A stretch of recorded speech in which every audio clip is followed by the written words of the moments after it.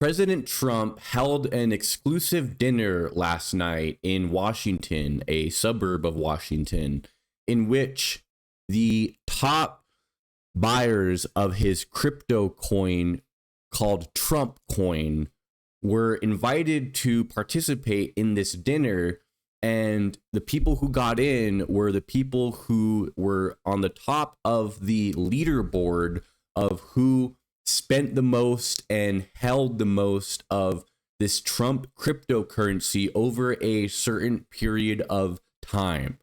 Now, this is a candidate who went and all across the country talked about things like lowering the cost of groceries and making sure that people weren't going to have their Medicare and Medicaid cut by his administration.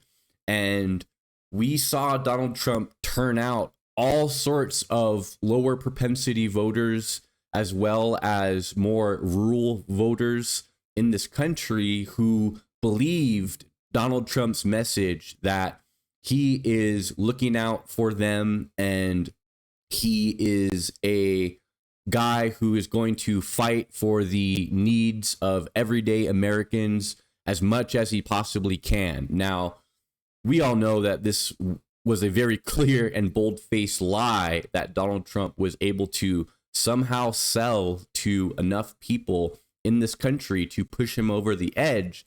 But now what we're seeing is that Donald Trump is appealing to not only rich Americans in this country, but also rich people abroad that have this opportunity to meet with him personally and have his ear and influence him based on the amount of capital that they have invested into Trump's cryptocurrency.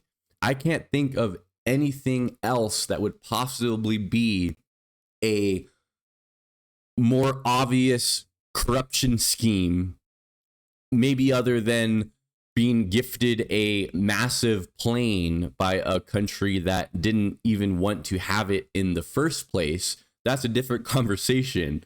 But this is just out here in the open for us to see. This is bold-faced corruption at the highest level in the highest office in the free world.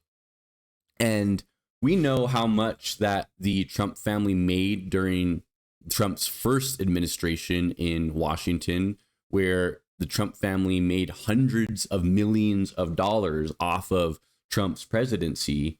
And we have here the White House spokeswoman, Caroline Leavitt, saying things like Trump is not profiting one dime off of these private business ventures and that the president is not enriching himself whatsoever. But the thing is that we just had Don Jr. just the other day say basically that he's not ruling out taking the reins of the Trump regime in the future after Donald Trump is term limited in 2028.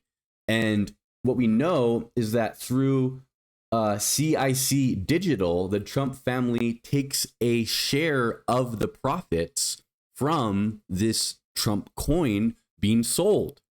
So Don Jr. saying, we have Don Jr. saying he's going to potentially run for office in the future, or at least not ruling it out. And we have Trump holding private crypto dinners where the highest bidder is the person who has access to Trump. And then Caroline Leavitt saying, oh, but don't worry, the Trump family isn't benefiting from any of this, and Trump isn't benefiting from any of this.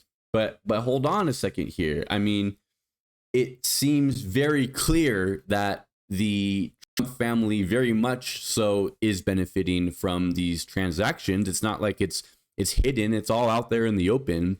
We can see where this money is going that's being invested into the Trump coin, and it's not going to the American people. It's not going to guaranteeing that people in this country have enough food on their table and enough money to cover their basic living expenses.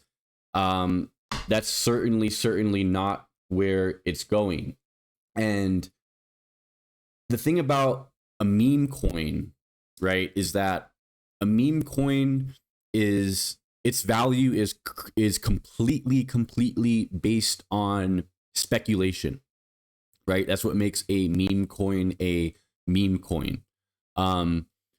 Cryptocurrency in general is largely based on speculation, with some of the larger ones like Bitcoin, you know, have some value outside of just speculation, but most of Bitcoin's value is based on how much people think it's going to be worth in the future. And with Trump's coin here, the value of it is not just strictly speculation, because we have Donald Trump's White House advertising this investing into Trump's coin as a way of granting personal access to the president. And in fact, there was even a tour of the White House that was promised as a part of the exclusive package you get if you invest enough money into Trump's coin. Later on, they revoked that just because of probably how bad the optics were of being able to quite literally buy a personal tour of the White House. They removed that, and you know, in an attempt to try to at least keep the appearance that these private business dealings that Trump and his family are again embarking on in his second term, at least keeping up the appearance that it's somewhat separate from the official capacities of Donald Trump's job as president of the United States. But, you know, the lines have been completely blurred, and blurred to the point that there aren't any lines whatsoever between the official business dealings of the president, the office of the presidency, and Trump's private family and his private business dealings. So we live in a country in this day and age where America is for sale to the highest bidder, and it doesn't matter where you come from, what your political ideology is. All that matters is money invested to Trump. And if you have enough money, then the White House is open season. And we absolutely should not stand for this. This kind of stuff should not be normalized, even though it seems like it somewhat has become normalized based on Donald Trump's first administration. It's like we just expect this sort of behavior from Trump and his sycophants and his family. But let's play this game again. I feel like we play this game every day on this channel of what if Obama did it? What if Biden did it? Right? Hunter Biden, right? The Republicans freaking screamed until the cows came home about Hunter Biden's business dealings, perhaps some inappropriate business transactions that happened with Ukraine, and you know, it was made like the top story for months and months and months and months. Hunter Biden, Hunter Biden, Hunter Biden, when it wasn't even nearly close to the scale of what Trump is doing here with granting access to himself and his administration through the form of investing in cryptocurrency.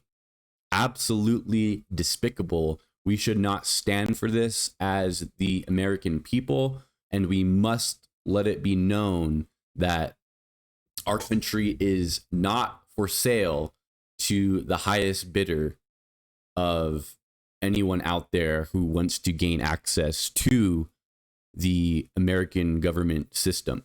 That's all I got for you guys in this one. Thanks for watching. Please be sure to like the video, subscribe to the channel, share with someone who's into politics, and I'll catch you guys in the next video. Take care.